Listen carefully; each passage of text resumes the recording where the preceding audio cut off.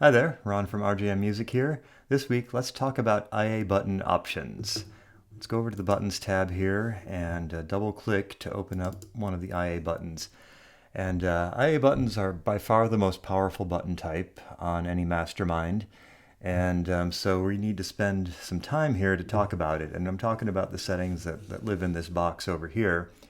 And there are a handful of them here, but they're all really important and all have pretty major effects on the system.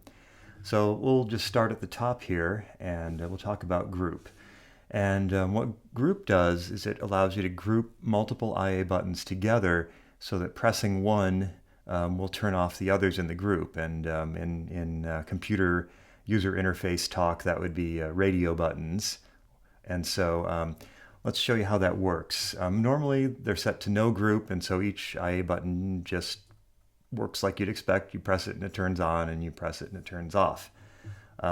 So what we'll do is we'll set this one to group 1,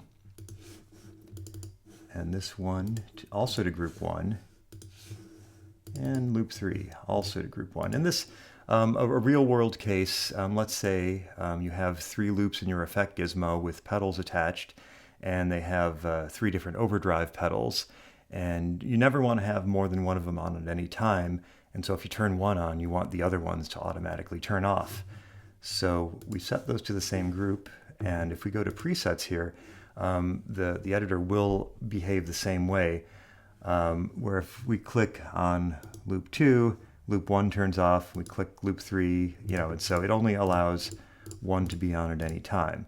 The other loops are not in the group, so we can do anything we want with those. And so going back here, editing our button, and so if we were to, actually, let's go to loops 4 here. If we set this to group 2, and we do 4, 5, and 6 in a different group, and actually I should mention the right-click menu also allows you to assign the group to. That's a shortcut, so we can do it the same way. And now if we go to presets, 1, 2, and 3 are a group, and 4, 5, and 6 are a group. So we can only choose one of the first 3 and one of the second 3, but they're different groups, so they don't affect each other. And so you can have up to 12 groups, and each one of those can be, anything in the group affects each other, and they're independent of the other groups. You'll note that one thing that it is doing is not allowing me to turn them all off. And so for that, we'll go over to global here, and there is a button group section here. We're not going to go over all the options here, but since this is such an important option, we'll talk about this one. And here's group 1. We can name our groups if we want to remember which group belongs to what buttons or what functions. And there is a checkbox here that says allow all buttons off. And if you do that and go over to presets, then if you click that again, it'll still only allow me to turn on one, but if I click a button again, I can have all of them turned off. Okay, there will be an entire video just on button groups, but that's as far as we'll go on it today. Okay, so that's groups. I'm going to go to the probably what are the most tricky settings here, and that's send on preset change and update on preset change. And these ones trip up people all the time, so we're going to definitely spend some time on these.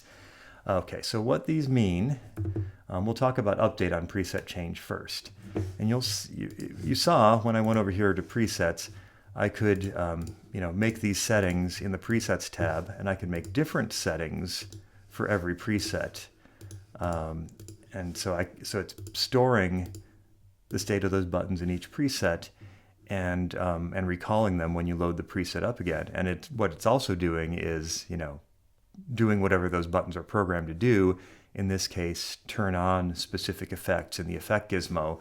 And so on the actual GT, when we start selecting the presets, it will automatically turn on loops 3 and 6 and turn on loops 4 and 10 as we've programmed here. And the setting that controls that is update on preset change. And when that's checked, that means that button is allowed to do that. You can save the on-off state for every preset, and it will recall it every time. If we were to go and edit one of these buttons, let's say loop 7, and turn off update on preset change, then when I go from preset to preset, I'm clicking on it and I can't change it. It will work when we click on it on the actual GT and you turn it on or off, and it'll do what it's supposed to do. But changing presets on the controller will have no effect on the button, and it will, if you turn on loop 7, for example, and then switch to preset 3, loop 7 will still be on, and it will only change when you actually press the button to turn it on and off. And so that's your decision based on what you need the controller to do, will determine whether you want update on preset change turned on or turned off.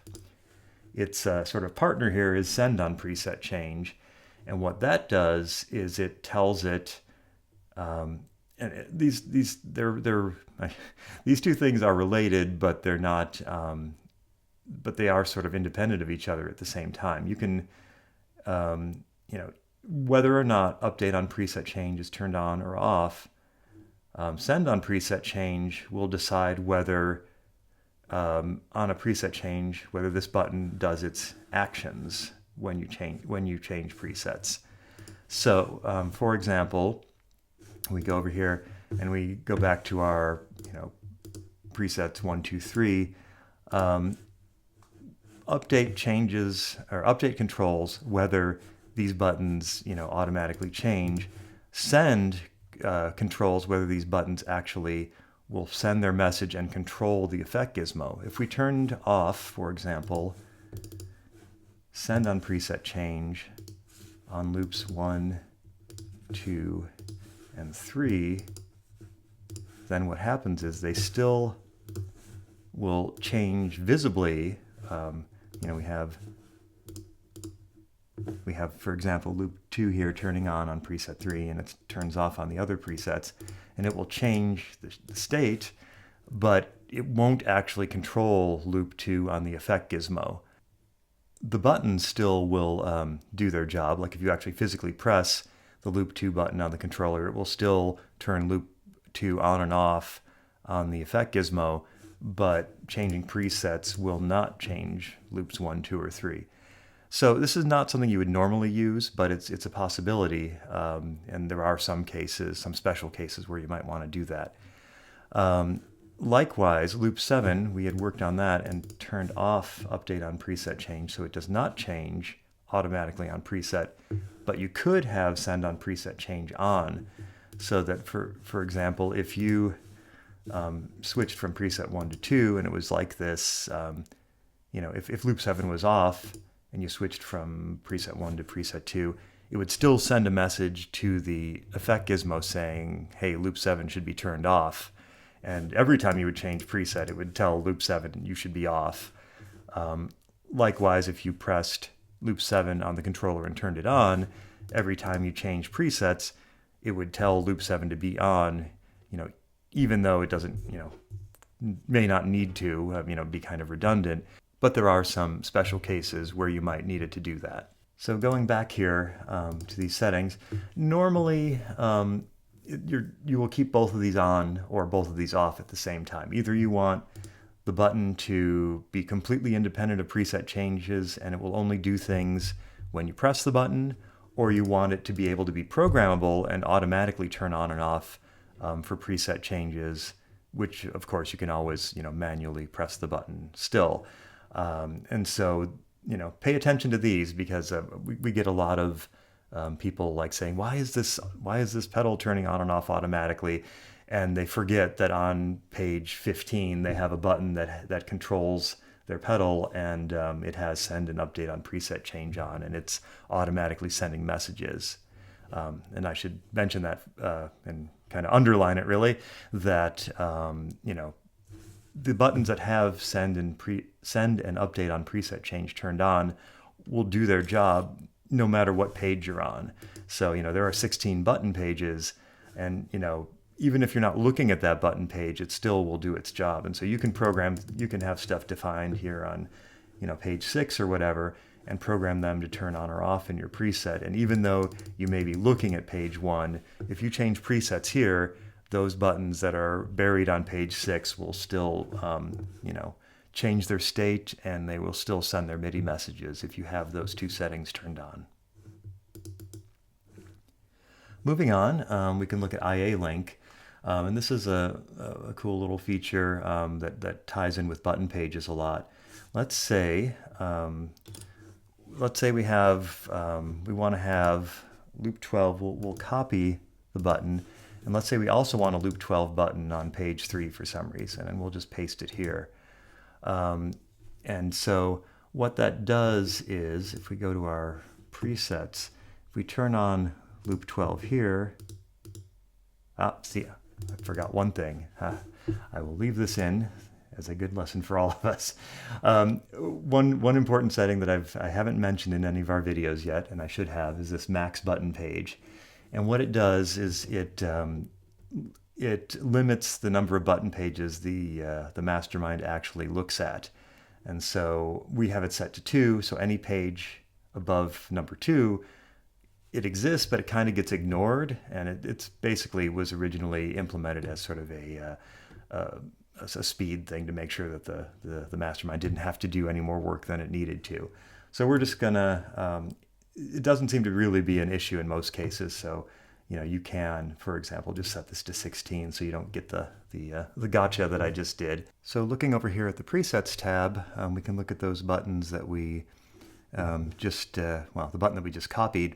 And for example, if we turn on loop 12 here and then jump over to button page 3, you'll see that the loop 12 button here is also turned on. And if I turn it off here and go back to the first page, button 12 is off. And it links those two buttons together so that you can run into problems if you have a button that, if you have a conflict where one button that controls loop 12 is telling it to be on and the other one is telling it to turn off. And that that leads to trouble for sure. So linking them together makes sure that those two buttons that are linked will always stay together. And how that works is if we open it back up again, when IA Link is turned on two buttons, it compares them by looking at the first action in the list. And so here we're sending a message to turn on loop 12 to the effect gizmo. And so basically it looks for any other button that has IA Link turned on and the same first action. Anything after the first position doesn't matter, it doesn't care. So if we go back over to page 3 here, and we look, it's of course the same thing because we actually copied and pasted the button. But any button that has IA Link in this first action would also turn on when we turned any button on any page that has the same thing. Okay, moving along. Okay, this only on messages checkbox is a pretty rare thing for you to actually need. But what that means is it goes along with send on preset change. And what it means is that the button sends its messages, but only when the button is on. This is just for some compatibility with some older Line 6 stuff, and we needed that. It's very unlikely you would need this. CC Link and also remote control are sort of specialized things that you would use if you're using your Mastermind in a way that's being controlled by DAW software, Ableton or Logic or one of those things, and they can actually send messages to the Mastermind to automatically turn on buttons. That's probably another video at some point, but you wouldn't need those two options unless you were planning on controlling your Mastermind remotely.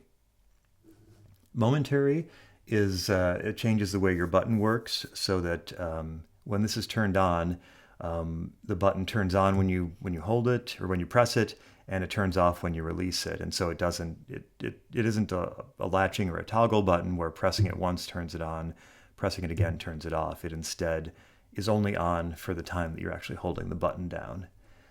This can be for a lot of things, but it's just depends on the situation that you need it for. IA Cycle is definitely a whole video in itself, and this allows you to change your button from being just on or off to switching between 4 different states, each one that does something different, and so you can have it cycle through a bunch of different settings. I think that's enough for today. As always, please remember to like and subscribe. If you have any questions, please post them in the comments. We'd be happy to answer them for you. And we will continue on with our series next week. Thanks.